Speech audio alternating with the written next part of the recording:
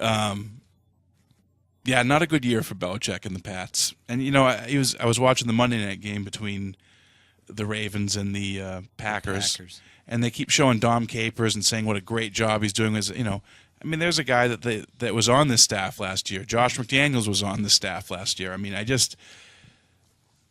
One thing with Belichick that's a little bit frustrating is that as the organization, is that they don't reach to fill holes sometimes when it seems like they should. And I don't know whether it's just they're trying to be patient or they have something in the bigger picture, but I think that's probably it. I think it's it doesn't seem like there's enough. It doesn't seem like he's got the right guys around him. What else do you say when the players seem to be there? He's the same guy.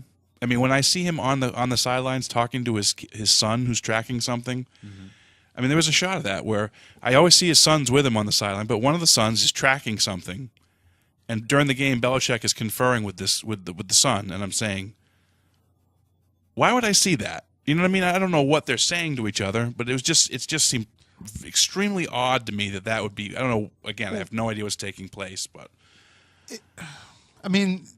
we say that, okay, there's probably a bigger picture for this, but what could that possibly be when you're looking at the way that these games are being coached? What could be the ultimate decision? We can say, oh, he's just trying to get them ready for the playoffs. They just want to get in, but this was a game they needed to win to get into the playoffs. It's not like, again, it's the fourth down stuff is getting weird. And it's getting really weird. That one at the end of the first half was, it was one of the weirdest. It was to me, it wasn't the shock factor of that Indianapolis thing because that game is so intense and you don't even, and then to have that's one play where you could win the game on that play. But you didn't see it until later. To me, that was a move that was kind of a brilliant move that you didn't really understand at the time. This was like, it didn't hit you that same way. It just kind of, and then when they didn't get it, you're like, why would they do that? What were they doing? Why would you not? I guess especially against a Miami team that you're not playing the Colts. A 10-point lead at the half against the Dolphins. Now, I know that they've had their struggles in the second half, and I don't know if it's just an indictment of what he's got for a team, but, he just... Do punters have incentive-laden contracts? I don't know. But, he's got a great kicker. It's not like he's got a Sean Sweesham out there missing 23-yarders. He's got a good punter. He's got a good kicker. He's got good coverage units.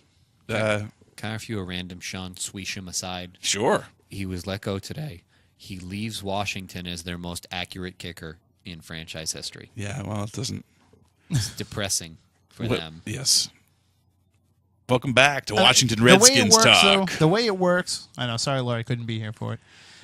The way it works, though, in New England, kind of invariably, is we're going to trash Belichick for these fourth down decisions...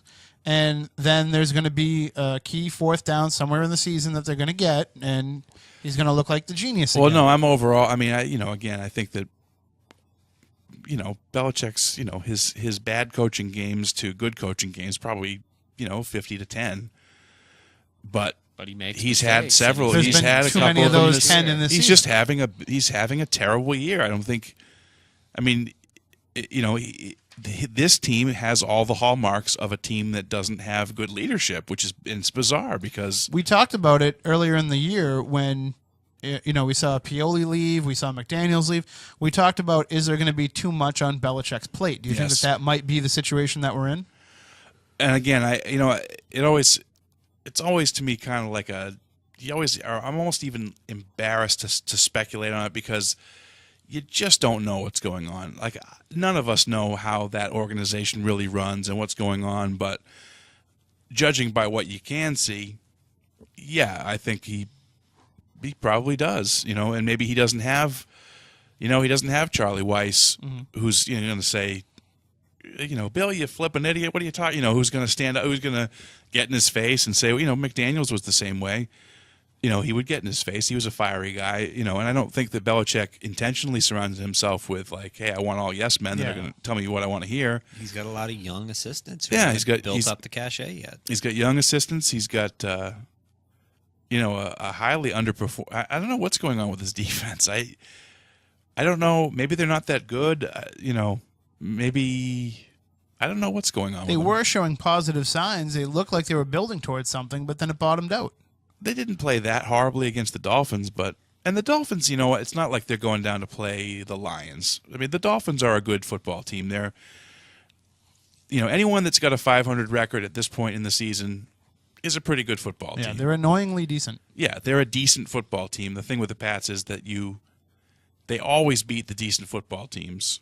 And now all of a sudden it's like, I mean, they could have lost that opener to Buffalo. They should have. Mm-hmm. It's not like this team is a heartbeat away from being like, oh, well, if they had done this, they could have been 9-3. Maybe they could have been 5-6 too, and they could have lost. They certainly could have lost to Baltimore, and they probably should have lost to Buffalo.